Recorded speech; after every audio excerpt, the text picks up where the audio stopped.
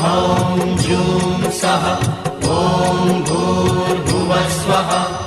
ॐ त्र्यम्बकं यजामहे सुगन्धिं पुष्टिवर्धनम् उर्वारुकमिव बन्धनान् मृत्योर्मुक्षीयमामृतात्। नमस्कार साथियों, मैं आचार्य रमेश दसमाना आपका स्वागत करता हूं मेरे इस वीडियो चैनल जिसका नाम है ज्योतिष दृष्टि। मित्रों, आपका अपार प्रेम मेरे मन को गदगद कर जाता है और आपके जो भी वार्तालाप मेरे साथ होते हैं, विचार विमर्श होता है, बड़ा आनंद आता है कि छोटे छोटे उपायों के द्वारा आप अपने जीवन को सार्थक बना रहे हैं। सही दिशा, सही स्वरूप, संस्कारगत अगर जीवन आपका चलता रहे तो परमपिता परमेश्वर भी आपको सदैव उन्नति के रास्ते पर लेकर के जाते हैं। मेरे कई भाई बहनों ने बड़ा सुंदर सा प्रश्न किया कि आचार्य जी, आप जब इतनी सुंदर सुंदर बातें बताते हो तो कृपा करके कुछ व्रतों त्योहारों के विषय में भी बता दें, क्योंकि आजकल लोकाचार में क्या है कि कुछ धन व्यवस्था को देख करके लोग घबरा जाते हैं, इतना खर्चा इस पे आएगा। मित्रों, दान पुण्य के लिए कोई सीमा नहीं है। एक तिल के दाने से लेकर के करोड़ों अरबों रुपए अगर आप दान करते हो, जिसकी जैसी सामर्थ्य होती है, जिसके पास जो साधन सुलभ हैं, वह दान पुण्य उसके लिए साक्षात लगे रहते हैं। जीवन के अंदर ध्यान देना, छोटा छोटा भी आपने जो उपाय किए हैं, छोटे छोटे जो दान पुण्य किए हैं, उसका भी प्रतिफल हर जीव को प्राप्त होता है। आइए आज के इस संसार के अंतर्गत जहाँ की अनेक प्रकार के कष्ट, अनेक प्रकार के सुख दुख जीवन के साथ में संचरित हो रहे हैं, क्योंकि मनुष्य का एक स्वभाव होता है। स्वभाव क्या है? सुख में वो परमात्मा का ध्यान नहीं करता और दुख आ जाता है तो सोचता है ये दुख सिर्फ मेरे लिए ही है। साथियों, याद रखना, दुख आपका सच्चा मित्र है। कैसा? दुख में कम से कम आप परमात्मा को याद तो करते हो, और शास्त्र में कहा भी गया है कि दुख में सुमिरन सब करें, सुख में करे न कोई, और जो सुख में सुमिरन करे तो दुख काहे का होए। लेकिन हम लोग जब सुख आते हैं तो हम समझते हैं शायद ये सुख सदैव बना रहेगा। जिस प्रकार से रात्रि के बाद सुबह जरूर होगी, उसी प्रकार से दुख के बाद सुख का भी आत्मता होगी। लेकिन सुख भोग करके फिर दुख में आना जीवन को सार्थक बना देता है, और दुख को भोग करके सुख में आना यह सार्थकता का प्रतीक है। आदमी सुखी जीवन जी रहा है, अचानक कुछ नुकसान हो जाते हैं, कुछ घटनाएं घट जाती हैं, जिसके कारण उसके जीवन के अंदर अवरोध आते चले जाते हैं, बड़ा कष्ट पाता है, दुखी होता है। इसी के अंतर्गत एक बड़ा सुंदर सा व्रत है जिसको हम कहते हैं प्रदोष व्रत। यह प्रदोष व्रत विशेषतः है देवों के देव महादेव और आदिशक्ति भगवान मां पार्वती का व्रत किया जाता है। यह व्रत विभिन्न प्रकार के दिनों में, अर्थात सोम प्रदोष है, भूम प्रदोष है, बुध का है, इसी प्रकार से वीरवार में अगर आ जाए तो उनकी अलग अलग उन तिथियों के अंदर, उन वारों के अंदर उनका अलग अलग प्रभाव है।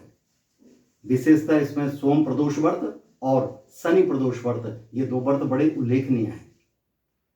मेरी बहनों ने बड़ा सुंदर सा प्रश्न किया, आचार्य जी आप बताते तो रहते हैं, कई लोगों ने बताया इसमें बहुत ज़्यादा खर्चा आता है। ऐसा कुछ नहीं है। मैंने आपको बताया कि दान पुण्य की कोई सीमा नहीं है। थोड़े से थोड़े तिल के दाने से लेकर के असंख्य भाव से आप जो है दान पुण्य कर सकते हो, उससे आपको बड़ी सफलता प्राप्त होगी। ये व्रत विशेषतः इसलिए उल्लेखनीय है कि आदिदेव महादेव, जो देवों के देव हैं, जिनका आदि अनंत, ना आदि है ना अंत है, ये सर्वोपरि है, सार्वभौमिक है। हर एक देवी देवता का उद्भव है, जनन है, लेकिन शंकर महादेव का कोई जनन नहीं है। इनके पिता कौन है, इनके माता कौन है, इनके दादा कौन है? एक छोटी सी कथा आती है। गुरु बृहस्पति जो है, भगवान शंकर पार्वती का विवाह कर रहे थे, शिव मंगल कार्य हो रहा था। उसी शिव मंगल कार्य के अंतर्गत आपने देखा होगा साखोचार होते हैं। पार्वती जी के पिताजी का नाम, माता जी का नाम, दादा का नाम, दादी का नाम और परदादा का नाम लिया गया। उसी प्रकार जब गुरु जी ने महादेव से पूछा आपके पिता कौन हैं, तो उधर क्या देखते हैं, नारायण सामने खड़े हैं। नारद जी की ओर इशारा किया कि बताओ क्या कहूँ। नारद जी ने कहा वो नारायण है ना। तो भगवान ने, महादेवों के देव महादेव ने कहा जो नारायण हैं वो मेरे पिता हैं। तत्पश्चात पूछा आपके दादाजी कौन हैं। अब सफेद दाढ़ी में ब्रह्मा जी बैठे हुए थे। कहा जी ये जो हैं ये मेरे दादाजी हैं।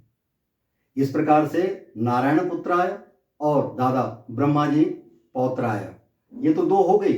अब परपौत्राय, आपके परदादा जी कौन हैं। अब नारद जी की ओर देखे, नारद जी भी बगले झांकने लगे, किसको परदादा बनाए। भगवान ने कहा इन सब का बाप मैं ही हूं, अहम ब्रह्मास्मि, अर्थात संसार को चलाने वाला, रचना करने वाला मैं ही हूं, साकार स्वरूप में। तो इसलिए देवों के देव महादेव का यह चिंतन, यह पाठ, यह व्रत बड़ा उत्तम माना गया है। यह व्रत विशेषतः है स्त्रियों का व्रत माना गया है, लेकिन ये स्त्री पुरुष में कोई भेद नहीं, दोनों ही इस व्रत को कर सकते हैं। प्रदोष का तात्पर्य है रात का शुभारंभ, अर्थात प्रदोष अर्थ सूर्य अस्त होने जा रहा है, उसको प्रदोष कहते हैं। इसी बेला में पूजन होने के कारण यह प्रदोष नाम से प्रख्यात है। प्रत्येक पक्ष की त्रयोदशी को होने वाला यह व्रत संतान कामना प्रदान है, अर्थात प्रत्येक त्रयोदशी शुक्ल पक्ष की और कृष्ण पक्ष की, कृष्ण पक्ष की त्रयोदशी से लेकर चतुर्दशी तक इस व्रत को किया जाता है। इसलिए भगवान ने आदि शक्ति का स्वरूप बना के अर्धनारीश्वर का रूप बनाया कि स्त्री पुरुष में भेद नहीं है। अर्धनारीश्वर, हर एक पुरुष के अंदर आदि नारी है और हर एक नारी के अंदर आधा पुरुष है।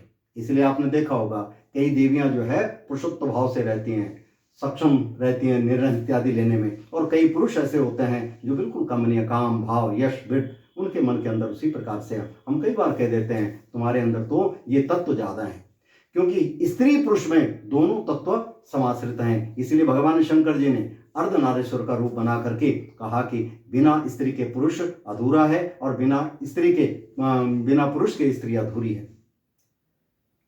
तो इस व्रत के मुख्य देवता आशुतोष भगवान शंकर जी हैं, मां पार्वती हैं। सायंकाल में व्रत रहने वाले को शिव जी की पूजा करके अल्प आहार लेना चाहिए। कृष्ण पक्ष का शनि प्रदोष विशेष पुण्यदायी होता है। शंकर भगवान का दिन सोमवार होने के कारण इस दिन पड़ने वाला प्रदोष सोम प्रदोष कहा जाता है। सावन मास का प्रत्येक सोम प्रदोष व्रत विशेष महत्वपूर्ण माना गया है। अभी श्रावण भादों का ये मास चल रहा है। श्रावण मास में यदि सोमवार को प्रदोष व्रत पड़ जाए तो बहुत ही उत्तम इसकी महत्ता दी गई है। अब देखिए, प्रत्येक बार के अंतर्गत सोमवार को तो भगवान शंकर जी का न्यास कर दिया, अर्थात जिसका चंद्रमा कमजोर पड़ रहा है, मन जिसका स्थिर हो रहा है, उसके लिए व्रत बड़ा पुण्यदायी। सोमवार के बाद मंगलवार को भोम प्रदोष व्रत आता है। तो मंगलवार को यदि यह व्रत पड़ता है तो मंगलवार के दिन आपके शत्रुओं का विनाश करने के लिए इस व्रत को रखा जाता है।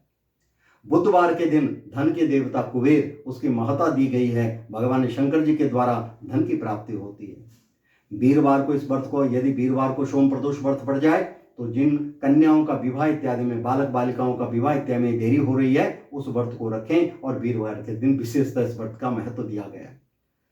शुक्रवार को यशमान कीर्ति के लिए इस व्रत को रखा जाता है। शनिवार को जो केश कोश चल रहे हैं, मुग्ध में इत्यादि चल रहे हैं, उनके लिए इस व्रत को रखा जाता है। और रविवार को, क्योंकि भगवान शंकर साक्षात परब्रह्म हैं, रविवार के दिन आपके सुख समृद्धि के लिए, यशमान के लिए इस व्रत को किया जाता है। तो इस प्रकार से इस व्रत का अनेक प्रकार सप्ताह के अंतर्गत ये जैसे जैसे व्रत पड़ता है उन व्रत का महत्व बढ़ता जाता है। यह व्रत विशेषतः है भगवान शंकर पार्वती जी के उपासना के लिए किया जाता है। सोम प्रदोष व्रत भी इसे कहते हैं। अगर ये सोमवार को पड़ता है तो इसे सोम प्रदोष व्रत कहते हैं। हिंदू धार्मिक त्योहारों में ये प्रमुखता मानी गई है। यह त्रयोदशी के दिन से लेकर के चतुर्दशी तक इस व्रत को रखा जाता है। सुख समृद्धि के लिए, संतान की प्राप्ति के लिए, मानसिक शांति की स्थिरता के लिए। सोमवार को चंद्र प्रदोष वक्त जो है मन चित्त शांत करने के लिए होता है। सुख समृद्धि स्वास्थ्य इत्यादि के लिए इस व्रत को रखा जाता है। क्या करना चाहिए इस व्रत में? सुबह प्रातः काल उठ करके स्नान ध्यान करके भगवान शंकर जी की उपासना करनी चाहिए। शिव पार्वती की पूजा करनी चाहिए। स्वच्छ वस्त्र पहन करके शिवलिंग का अभिषेक करना चाहिए, धूप दीप नैवेद्य फूल इत्यादि चढ़ाने चाहिए, सोम प्रदोष की कथा सुननी चाहिए। तत्पश्चात आरती करते हुए और मन में जो संकल्प है हाथ में जल लेकर के उस संकल्प के द्वारा भगवान का ध्यान करना चाहिए। शाम को प्रदोष काल में अर्थात सूर्यास्त से आधा घंटा 1 घंटा पहले और बाद के समय में पूजा करनी चाहिए। यह व्रत रोगों की मुक्ति के लिए भी किया जाता है। सूर्यास्त के बाद फलाहार न करें। अब इस व्रत फलाहार करना चाहिए। इस व्रत में क्या नहीं करना चाहिए? इस व्रत के दिन मांस मदिरा इत्यादि का सेवन नहीं करना चाहिए। तामसिक भोजन का प्रयोग नहीं करना चाहिए। तामसिक भोजन हो गया जैसे लहसुन प्याज, ये तामसिक भोजन आते हैं। सरल और सुचारू रूप से जो भोजन की वृत्ति करनी चाहिए। इस व्रत के लिए विशेषतः क्या क्या चीजें चाहिए? भगवान शंकर जी, देखो आपने देखा होगा भगवान शंकर जी के लिए कोई अधिक सामग्री की आवश्यकता नहीं होती। सबके घर में दूध होता है, दही होती है, शहद होता है, गंगा जल होता है, बिलपत्र होते हैं, तुलसी दल होते हैं, भस्म होती है, चंदन होता है। इन सभी चीजों को लेकर के भगवान शंकर जी को स्नान पहले जल से उसको स्मृत कर दें, भगवान की आराधना करें। मन ही मन में जो कामना है, संतान की प्राप्ति के लिए कामना है, तो जल लेकर के और आंख बंद करके भगवान शंकर जी का ओम नमः शिवाय, ओम नमः शिवाय, ओम नमः शिवाय, इस प्रकार से भगवान शंकर जी का ध्यान करते हुए और तब जो है जल छोड़ करके भगवान शंकर जी का फिर जो है दुग्ध से स्नान। पाया पृथिव्याम पाया औषधीषु पायो दिव्यंतरिक्षे पायो दाह पयश्वती प्रतिशा शांतुमहम्मा। इस प्रकार से भगवान शंकर जी को स्नान किससे? दूध से। दूध के बाद शुद्ध जल से स्नान करा दें, फिर दही से स्नान कराएं। दूध से स्नान करने से संतान पूत फल व्यवस्था होती है, मानसिक तनाव दूर होता है। दही से स्नान कराने से भगवान आपके सभी कष्टों का निवारण करते हैं। शहद से स्नान करने से घर गृहस्थी में सुख समृद्धि कारक रहता है। इस प्रकार से घी से स्नान करने से वृद्धि कारक होता है।